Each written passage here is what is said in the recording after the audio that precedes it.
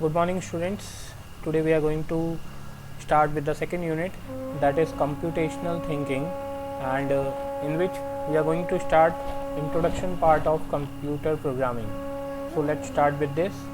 First of all, we are going to see what is programming or what are computer programs. So it is important to understand the relation between the term programs, programmer and programming languages. It's very important to know what are programs, what are programmers, or what are programming languages. So let's start with this. First of all, what are programs?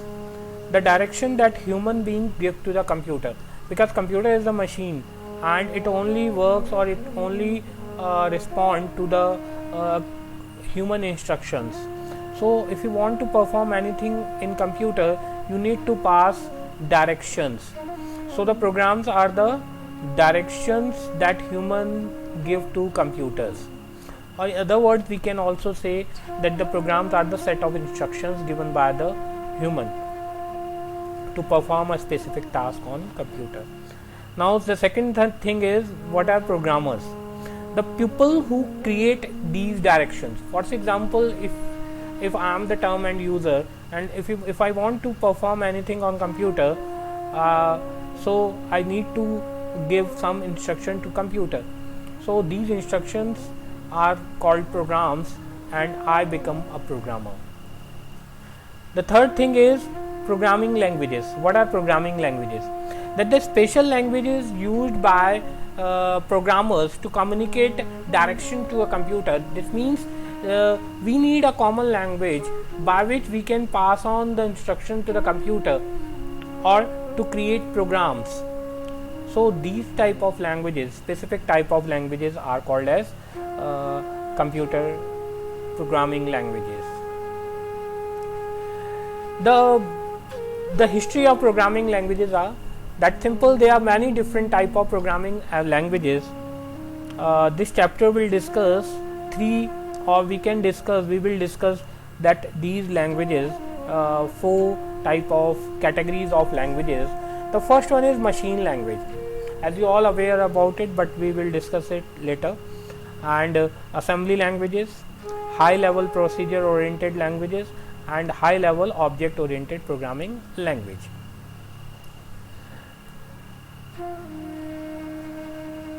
So now what are machine languages? Machine languages, the first programmers had to write the program instructions only combination of 0 and 1.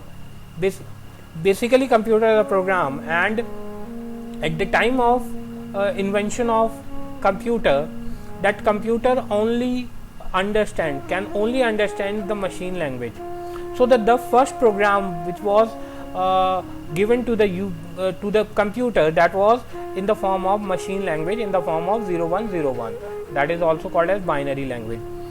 Instructions written in 0 and 1 are called machine language or machine codes.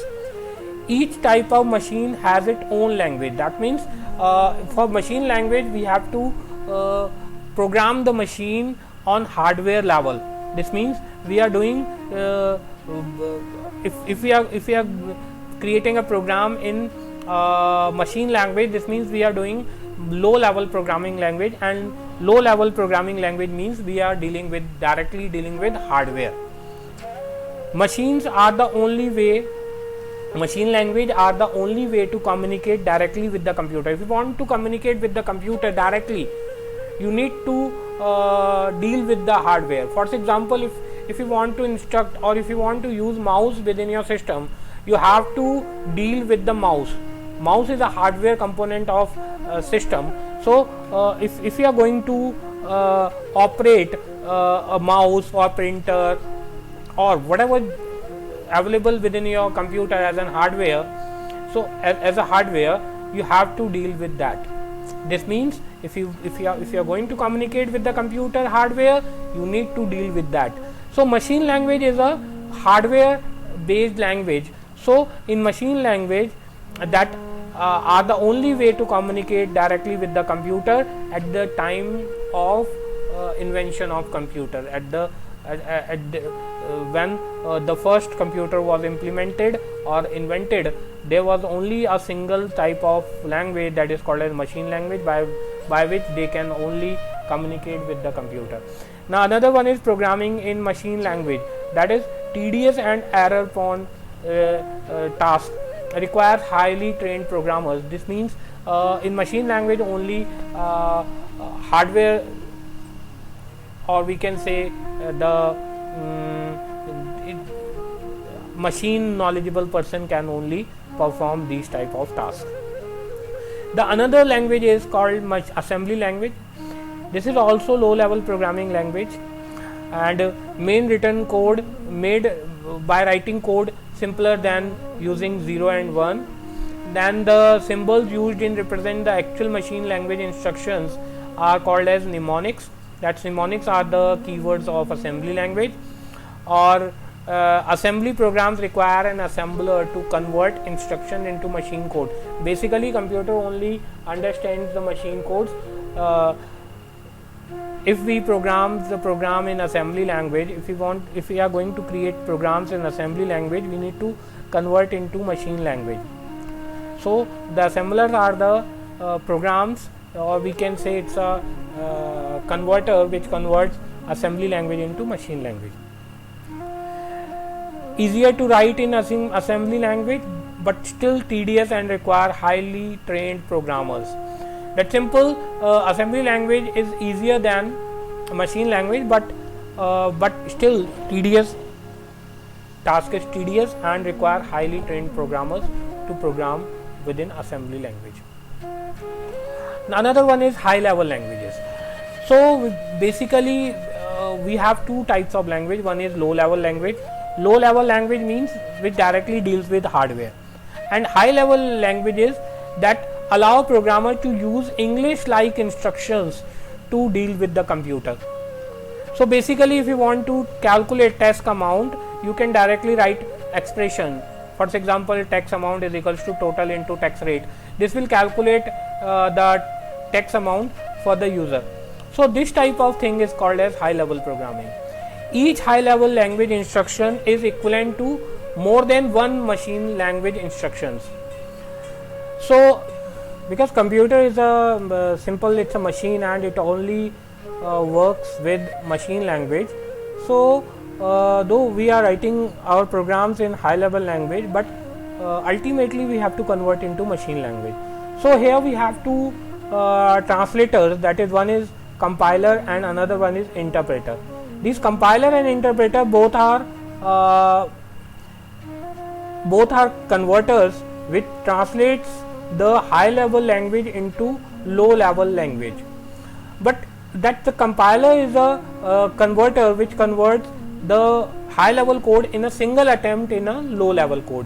But interpreter is a converter which converts high level codes into low level codes in a single in line by line. So basically compiler and interpreter both are converters which convert high level language into low level language. Now whenever we are going to write computer programs, you need some structures, you need some tools by which we can write or we can create our programs. So whenever we are going to write or whenever we are going to create programs, we need some structures. So that's simple. Whenever we are going to write a computer program, so all computer programs are written using one or more of three basic structures, and these three basic structures are that it can be control structure, it can be sequence, it can be sequences, it can be repetition and selection. Another term used for control structures are logical or logic structures, because they control the logic flow of the programs. While in every program that is written, the sequence structure will be used. In most all programs are three control structures will be used, and these control structures are, the first one is sequence structure. The second one is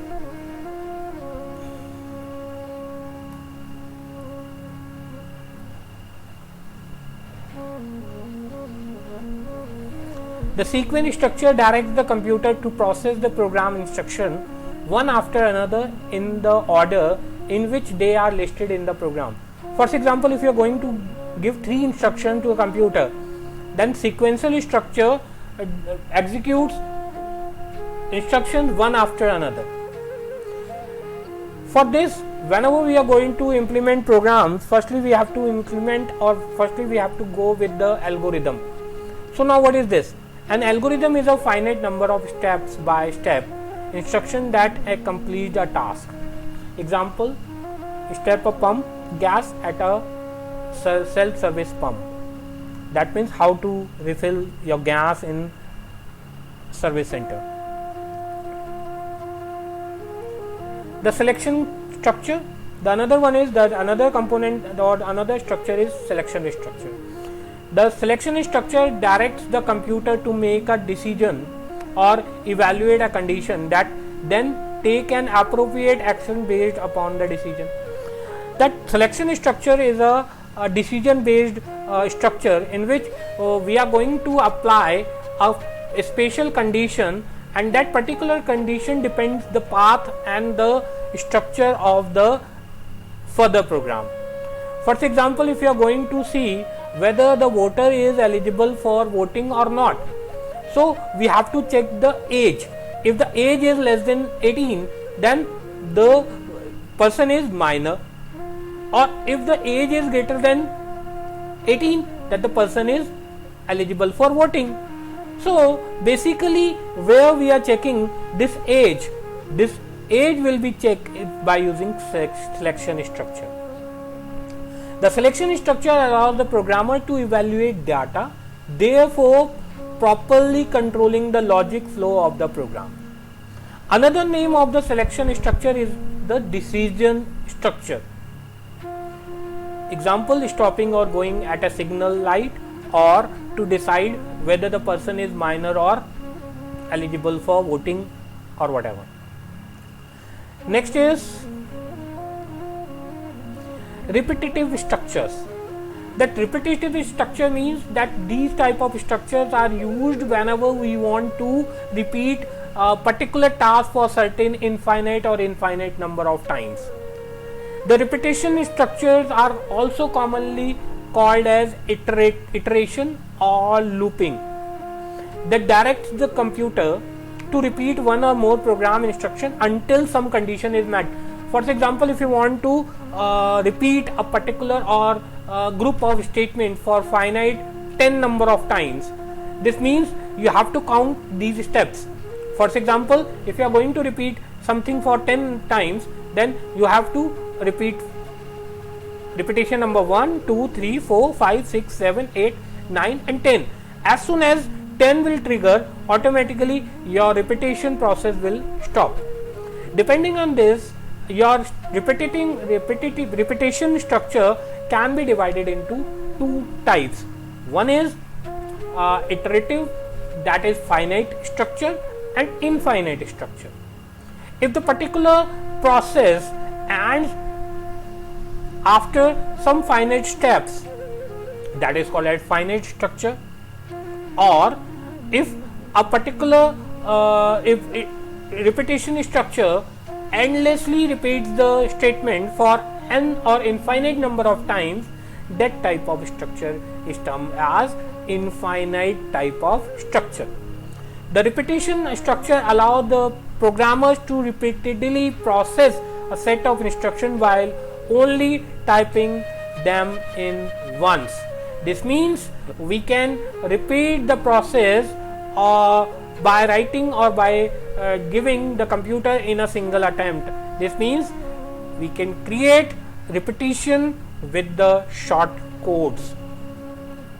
Simply, if you want to repeat something for 1000 times, for example, if you want to print hello for 100 times, for that there is no need to write 100 times hello. Now what you have to do, you have to use these repetition structure and only print hello for a single time and repeat this particular statement for 100 times. So that's it's enough for today, and in next class we are going to start with the introduction to Python, because here we are going to use Python as a programming language. So in next class we are going to start the introduction part of Python. So thank you very much.